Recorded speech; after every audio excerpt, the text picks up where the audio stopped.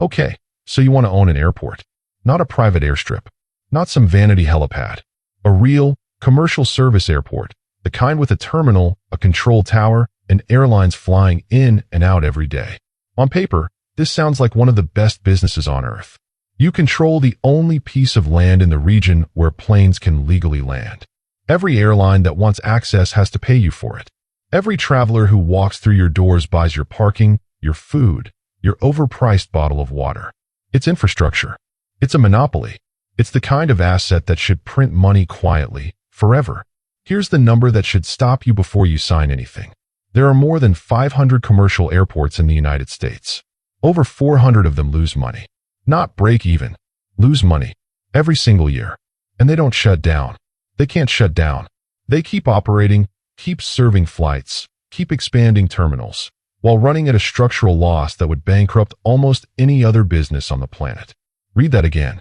The majority of America's commercial airports are not profitable enterprises. They're subsidized public utilities wearing the costume of a business.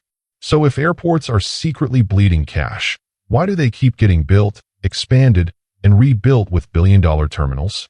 That's the real story. Not the 8 or 9 mega hubs that dominate every other video on this topic. JFK, Dubai, Heathrow, the ones stacked with duty-free stores and 5-star lounges. Those are the exception. We're going into the other 400. The quiet financial disaster that keeps running because nobody's allowed to let it fail. So far, so good. Let's break down the tiers. Not every airport is playing the same game.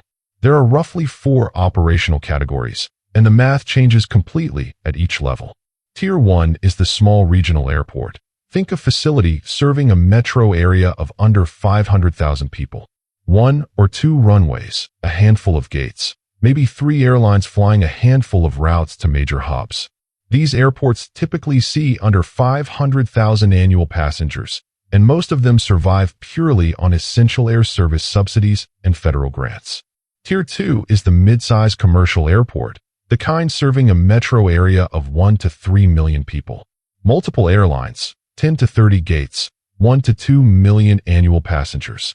This is where a lot of successful-looking regional economies live, and it's also where the losses get the most disguised, because the parking garage and rental car revenue make the books look healthier than the aviation side actually is.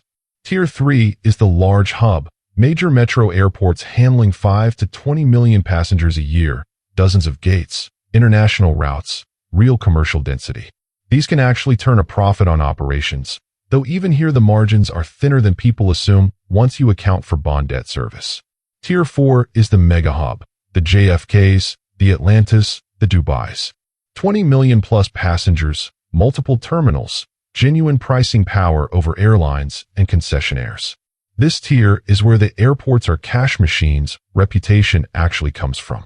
The problem is, this tier represents maybe 2% of all commercial airports in the country.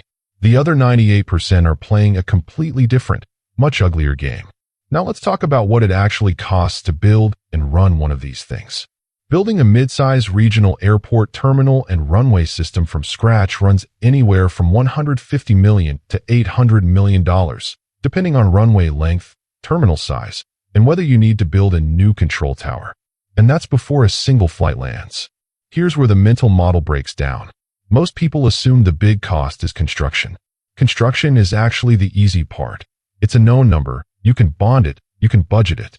The real killer is the operating expense structure that never goes away. Every commercial airport has to maintain FAA certification under Part 139, which means specific staffing levels, specific safety equipment, specific runway inspection schedules, regardless of how many planes actually use the runway that day. TSA security operations require cost-sharing agreements that scale with passenger throughput, not with revenue.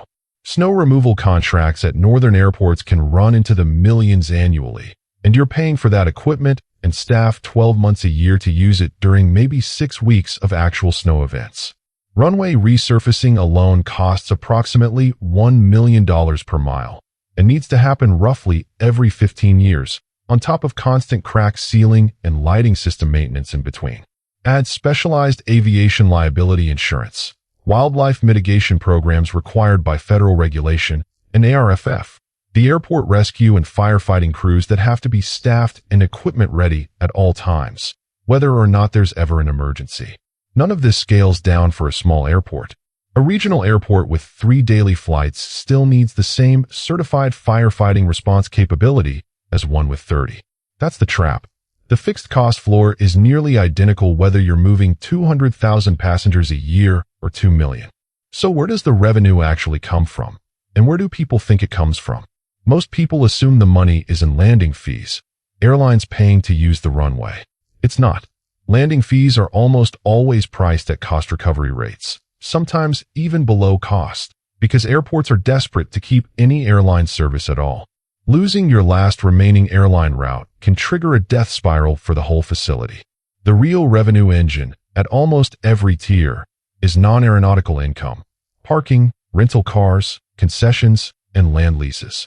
At a lot of mid-size airports, parking revenue alone can represent close to 1/3 of total airport income. It's the mall attached to the runway that's actually paying the bills, not the runway itself. Here's the simplest way to see the real math. Imagine every passenger who walks through your terminal is worth roughly $10 to $20 in parking and concession margin to the airport, completely separate from anything the airline pays. Multiply that by your annual passenger count, and you get a rough sense of your non-aeronautical revenue ceiling. Now compare that number to your fixed operating cost floor: the FAA staffing, ARFF crews, insurance, and debt service that don't change based on passenger count. For the vast majority of small and mid-size airports, that ceiling doesn't clear the floor. Not even close. That's why the federal government built an entire subsidy architecture just to keep these airports alive. The Airport Improvement Program hands out billions in federal grants annually specifically for infrastructure that the airports themselves can't afford through operations. Passenger facility charges, that few extra dollars baked into every ticket you buy, exist as a dedicated funding stream because airports can't generate enough organic revenue to fund their own capital projects. The Essential Air Service Program pays airlines directly, sometimes hundreds of dollars per passenger, just to keep flights running to small communities that would otherwise lose air service entirely. This isn't a side program. It's the load-bearing wall of the entire regional aviation system. Without it, a huge share of American airports would have already gone dark. So why do operators still go under, or come close to it, even with all that support? The clearest case study is what happened to airports serving cities that lost their anchor airline. When a regional airport loses its dominant carrier, because the airline restructures its route network, or merges, or just decides the market isn't profitable, that airport can lose 40, 50, 60% of its passenger volume almost overnight. The fixed costs don't drop with it. The FAA staffing requirements stay the same. The debt service on the terminal bond stays exactly the same. What you're left with is the same cost structure supporting a fraction of the revenue. Look at what happened across multiple mid-sized Midwest and Rust Belt airports through the 2010s, as legacy carriers consolidated hubs and pulled capacity out of secondary cities. Several of these airports saw passenger counts collapse by more than half within a few years, while their bond obligations from previous terminal expansions remained fixed. Some ended up restructuring debt or leaning even harder on federal support just to avoid default on their revenue bonds. The over-leveraging pattern is almost always the same. An airport authority, riding a wave of growth projections, approves a new terminal or a runway extension financed through revenue bonds, debt that's supposed to be paid back through future passenger and landing fee growth.